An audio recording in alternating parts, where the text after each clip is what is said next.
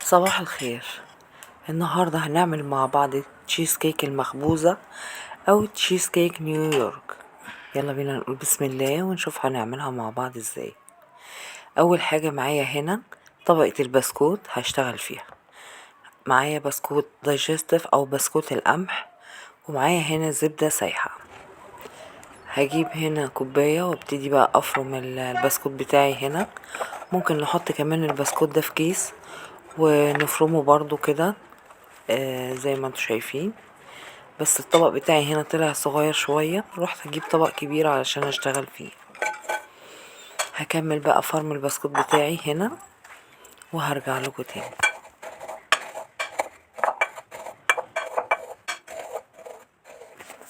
بعد ما فرمت البسكوت كده وطحنته زي ما انتوا شايفين وبقى ناعم معايا، هحط عليه الزبدة بتاعتي واقلبها كويس قوي لغاية لما اجي امسك البسكوت كده في ايدي والاقيه عامل زي رملة البحر كده، الرملة المندية. هجيب بقى القالب بتاعي اللي هشتغل فيه وهبتدي بقى افرد البسكوت هنا واشكله جوه القالب زي ما انتوا شايفين كده. هحاول اساوي البسكوت جوه القالب بتاعي بحيث ان هو يبقى متساوي، ما يبقاش فيه حته طالعه وحته نازله.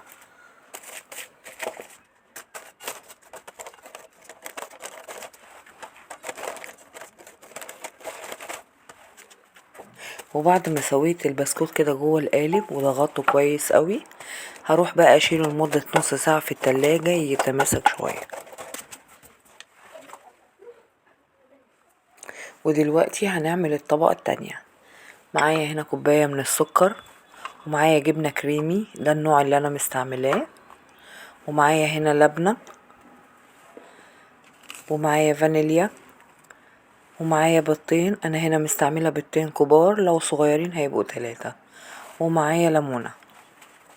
هبتدي بقى اشتغل في الطبقه بتاعتي. هحط الجبنه الاول،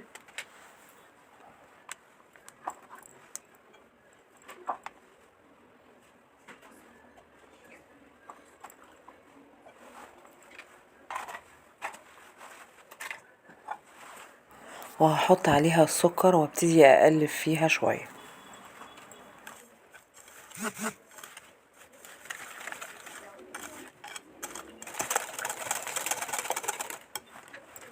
وهضيف كمان اللبنه دلوقتي.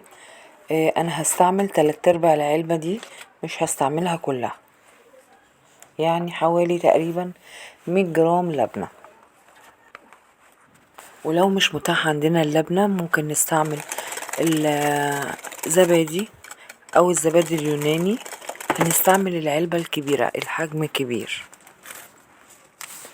وهضيف هنا الفانيليا، وبعد كده هاخد الليمونة دي اخد منها البشر بتاعها زي ما انتوا شايفين كده. هناخد بس الطبقة الصفراء، مش هنيجي ناحية الابيض ده علشان ما يديناش مرارة للطعم التشيز كيك واحنا بناكلها. وفي نفس الوقت بشر الليمون ده بيأكد علينا ان احنا ما يبقاش عندنا اي ريحة مش حلوة للبيض جوه التشيز كيك. هبتدي بقى ازود البيض هنا واحدة واحدة واقلبهم كويس قوي لغاية لما تتقلب معايا كده وتختفي مع خليط التشيز كيك.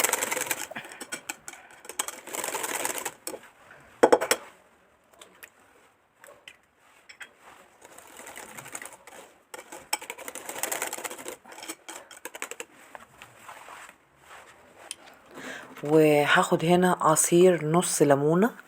هطلع طبعا البذر بتاعها عشان ما يبقاش موجود في الخليط بتاع التشيز كيك. هنعصرها كده ونقلبها كويس قوي.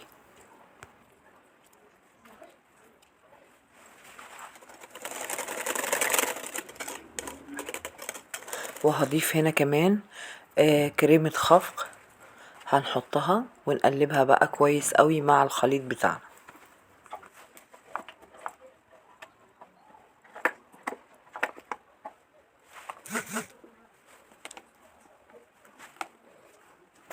وانا عماله اقلب وشغاله هنا في الخليط بتاعي، لقيت التليفون بتاعي راح فاصل. كنت انا زودت هنا 3 معالق من الدقيق. ممكن نستعمل بدل الدقيق 3 معالق من النشا. وبعد ما بصب الخليط بتاع التشيز كيك بتاعي او الطبقه التانية من التشيز كيك، هجيب صينية كبيرة علشان احط فيها القالب بتاعنا، ونزود عليها مية لان هي هتتسوى في حمام مية. المية اللي انا مستعملاها دي مية فترة عادية من الحنفية. طبعا هنكون مجهزين البوتاجاز بتاعنا او الفرن على درجة حرارة 180. هنحطها في الرف الاوسط، هتاخد مدة تسوية تقريبا ساعة وعشر دقايق. وبعد ما التشيز كيك بتاعتنا بتستوي بقوم مطفية النار عليها في الفرن واسيبها زي ما هي في الفرن تكمل تسوية لمدة ساعة الا ربع تقريبا. بعد كده باخدها احطها في التلاجة. انا سبتها طول الليل. لو انتم مستعجلين عليها ممكن تحطوها في الفريزر لمدة ساعتين.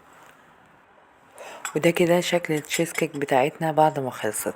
طلعة مظبوطة جدا زي ما انتم شايفين كده، وقوامها كريمي وطعمها تحفة جدا. هضيف عليها هنا صوص فراولة كان عندي هنا موجود جاهز. ممكن نستعمل اي صوص موجود عندنا احنا بنحبه. انصحكم بشدة تجربوا الوصفة دي وتقولولي رأيكم في التعليقات. ولو الفيديو بتاعي عجبكم ما تنسوش تحطولي لايك وتشتركوا في القناة وتفعلوا الجرس عشان يوصلكوا كل جديد. اشوفكم على خير ان شاء الله.